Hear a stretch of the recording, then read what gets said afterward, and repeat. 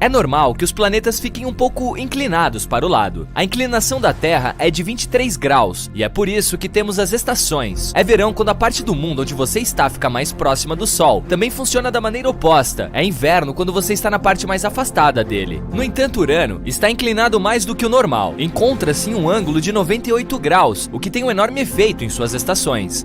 Cada estação lá leva 21 anos para terminar. Algo para pensar na próxima vez que reclamarmos que o inverno parece durar para sempre.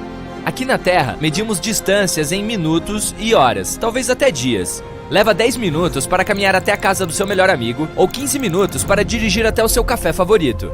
Mas no espaço é diferente. É vasto, o que significa que medimos quanto tempo leva para chegar a um certo ponto em anos, ou, na maioria dos casos, anos-luz. Então, se um dia você quiser caminhar até a Lua, seriam necessários 9 anos para percorrer os 385 mil quilômetros. Talvez você queira dar um passeio até a estrela mais próxima a Centauri. Se você mantiver o pé no fundo a uma velocidade constante de 113 km por hora, chegará lá em cerca de 356 bilhões de horas, ou cerca de 40,5 milhões de anos.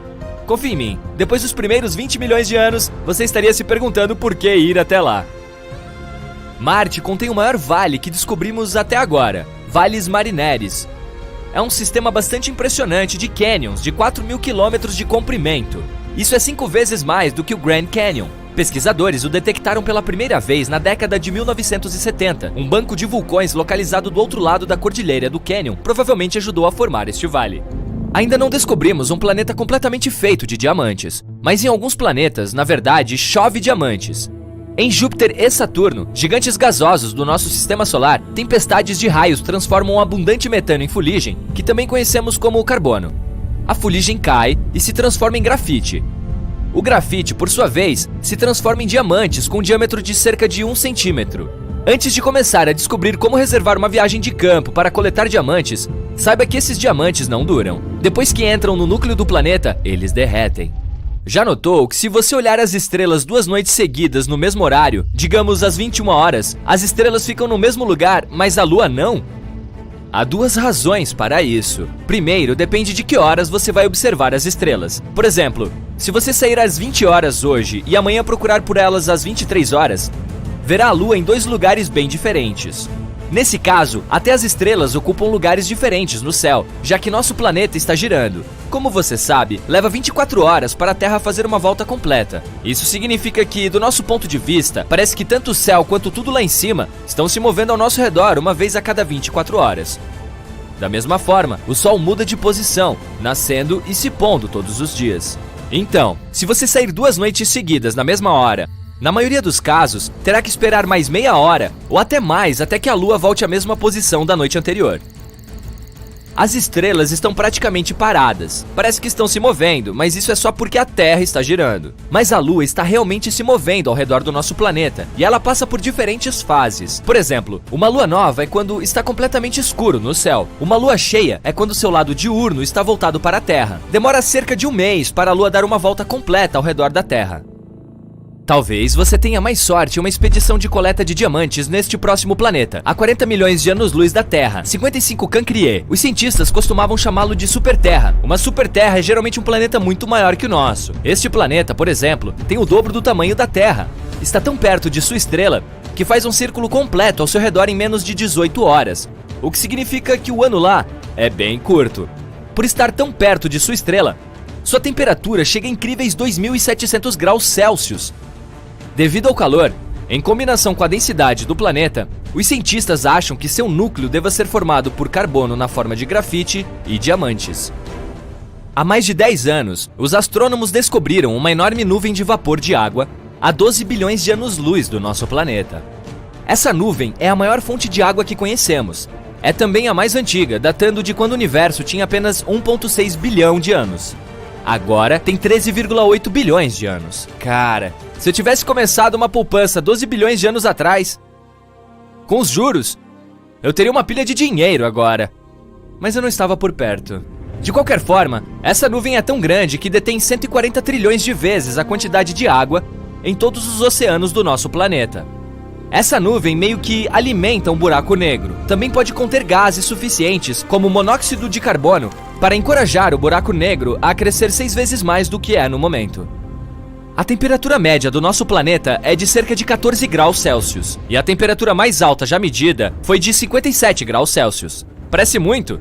Bem, em Vênus pode chegar a 482 graus Celsius, o que o torna o planeta mais quente do nosso sistema solar. No entanto, não é quente o suficiente para derreter aço. Precisaria de mais 1.370 graus para chegar lá. Mas é quente o suficiente para derreter chumbo. E quente demais para permitir a vida, pelo menos da forma que conhecemos.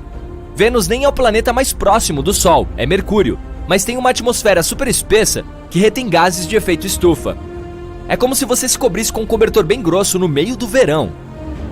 Estamos acostumados a ver vulcões expelindo lava quente derretida. Afinal, é isso que eles fazem, principalmente na Terra. Mas no espaço, os vulcões tendem a expelir metano, água ou amônia. E esses materiais congelam à medida que entram em erupção e eventualmente se transformam em vapor congelado e algo chamado neve vulcânica. Estou falando de criovulcões aqui. Você pode encontrá-los nas luas de Júpiter Io e Europa, em Titã, a lua de Saturno e em Plutão. Esses vulcões são especialmente ativos em Io, que possui centenas de respiradouros. Veículos da NASA até capturaram alguns deles em erupção em tempo real. Plumas de vapor congelado saindo deles se estendiam por cerca de 400 quilômetros. O que exatamente acontece com a luz depois que ela desaparece dentro de um buraco negro? O fóton é uma partícula de luz. O horizonte de eventos é o limite do buraco negro. Quando algo, digamos, um fóton, cruza a linha e entra nesses limites, não pode mais escapar. Mas isso não significa que um buraco negro destruiu. Ele puxa o fóton rapidamente em direção ao seu centro, onde uma enorme massa é compactada em um espaço infinitamente pequeno. Mas não temos certeza do que acontece com fótons em condições tão extremas. Ainda um dos maiores mistérios. Um buraco negro destrói a luz ou não? Saturno tem 82 luas que conhecemos, 53 confirmadas e mais 29 que ainda estão na lista de espera para serem confirmadas como luas reais antes de receberem nomes oficiais. E uma de suas luas mais legais pode ser um pedaço de rocha de 1.470 quilômetros de largura, chamada Jápeto. É escura de um lado e clara do outro. Sua metade mais clara é 20 vezes mais reflexiva que a outra. Como se viu, o lado brilhante é o gelo, o lado escuro é um pouco mais complicado. Uma teoria diz que é escuro por causa de partículas vindas de outra lua, a chamada Feb. Outra teoria diz que pode ser devido ao calor. Como a lua está girando muito lentamente, seu material escuro está absorvendo o calor, o que a torna ainda mais escura. Quão grande você acha que um buraco negro pode se tornar? Em teoria, não podemos encontrar um limite para sua massa. Mas os astrônomos acreditam que os buracos negros ultramassivos, o MBHs, localizados nos núcleos de certas galáxias, têm, em sua maioria, até 10 bilhões de massas solares. Recentemente, eles até descobriram que esses UMBHs fisicamente não podem crescer muito mais do que isso, porque nesse caso, começariam a romper os discos de acreção que os alimentam. Dessa forma, eles meio que encheriam a fonte do novo material. A maioria das pessoas imagina o universo com uma cor entre água marinha e turquesa pálida. Até mesmo alguns pesquisadores pensaram que era assim. Se conseguiu determinar a cor cósmica, combinando a luz de mais de 200 mil galáxias dentro de 2 bilhões de anos-luz do nosso planeta. Mas a cor real é mais próxima do bege. Os pesquisadores entenderam tudo errado porque havia um bug no software. Sério? Ele converteu o espectro cósmico na cor que nossos olhos veriam, se fôssemos expostos a ele. A equipe definiu essa cor como um latte cósmico. Faça uma dose dupla para mim, com baixo teor de gordura e para levar, por favor.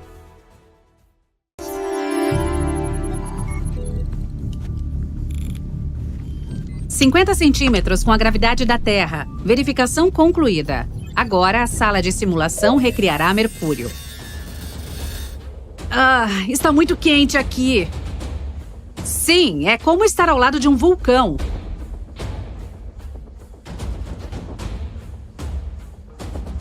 Seu salto é de 1,20 m de altura. Agora mude para Vênus. Uau, esse lugar parece assustador. No planeta Vênus, de verdade, tudo é tóxico. Eu não sinto diferença. Sim, a gravidade aqui é quase a mesma da Terra. Mude para a Lua.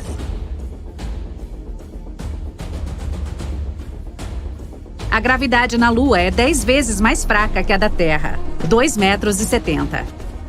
O próximo é Marte. Está bem confortável aqui. A gravidade aqui é a mesma de Mercúrio. 1,20 m. Agora se prepare para o problema. O que você... Ah! Não há superfície sólida em Júpiter. Embora ele seja muito maior em tamanho, sua gravidade superficial é apenas 2,4 vezes maior que a da Terra. É difícil até parar em pé aqui.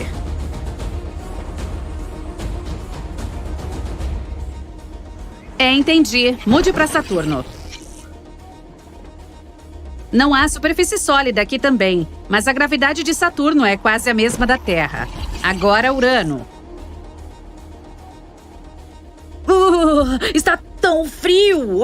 É 5 vezes mais quente aqui do que no planeta Urano de verdade. Sério?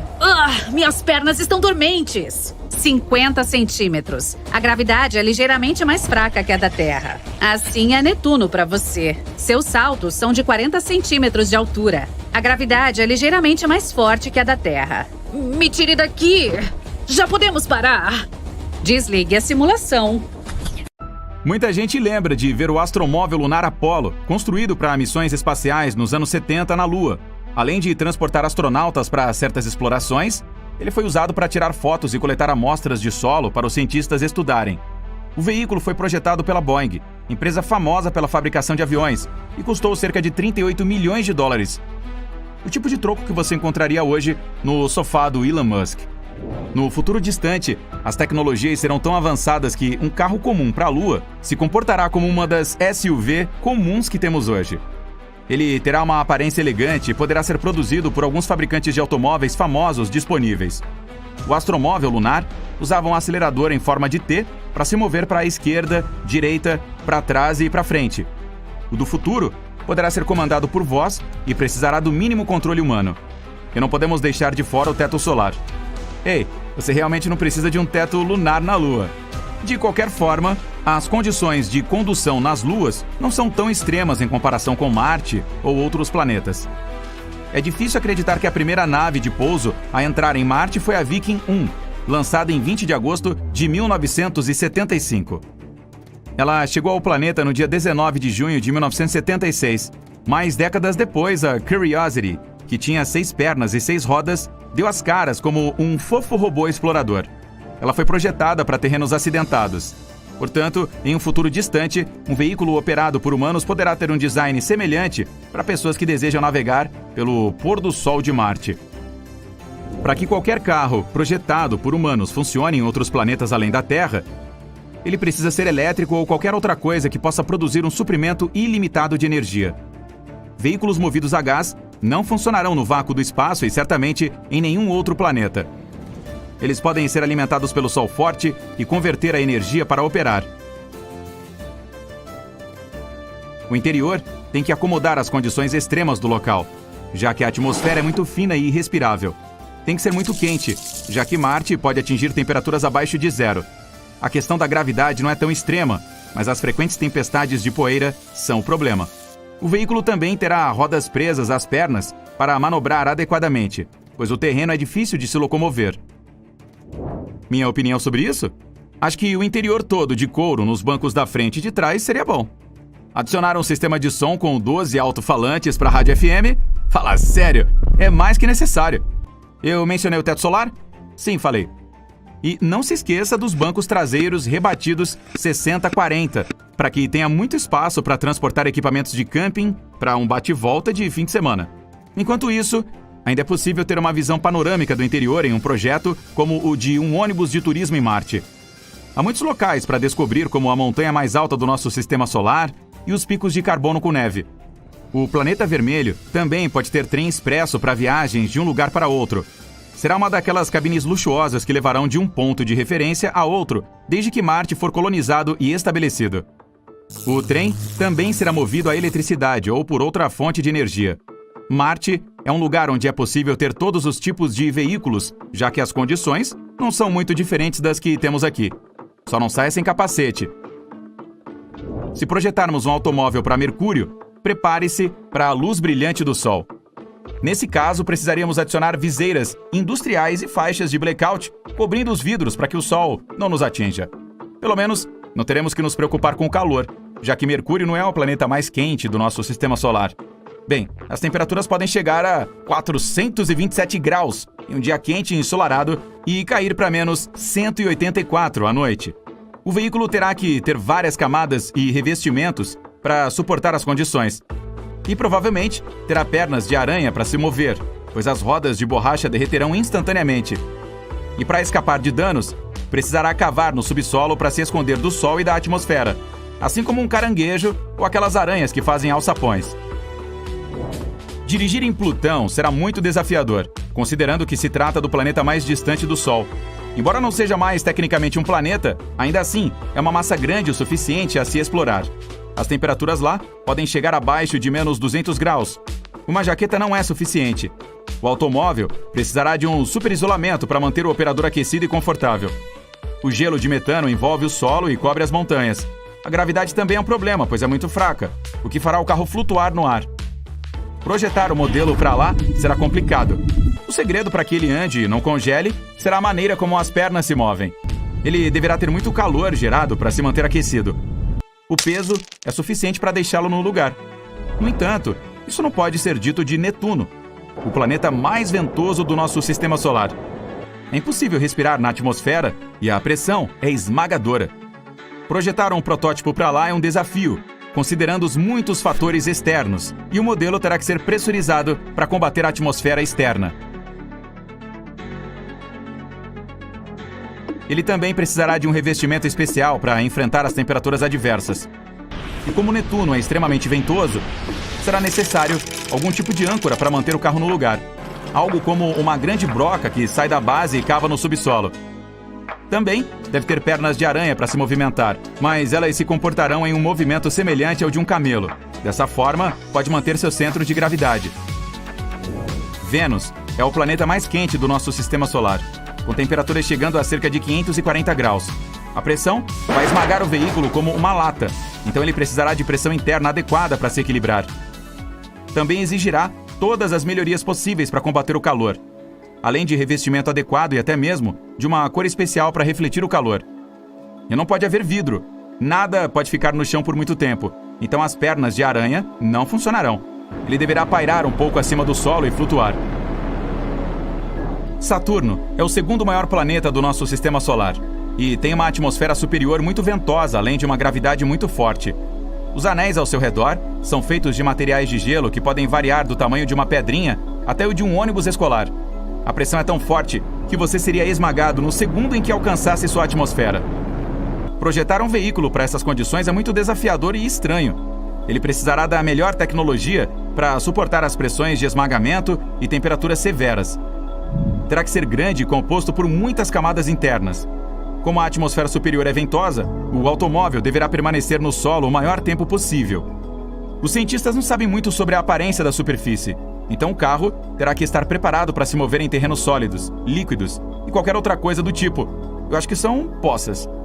Ele precisará de braços mecânicos para manobrar pelo possível solo acidentado e de várias pernas, como uma centopeia.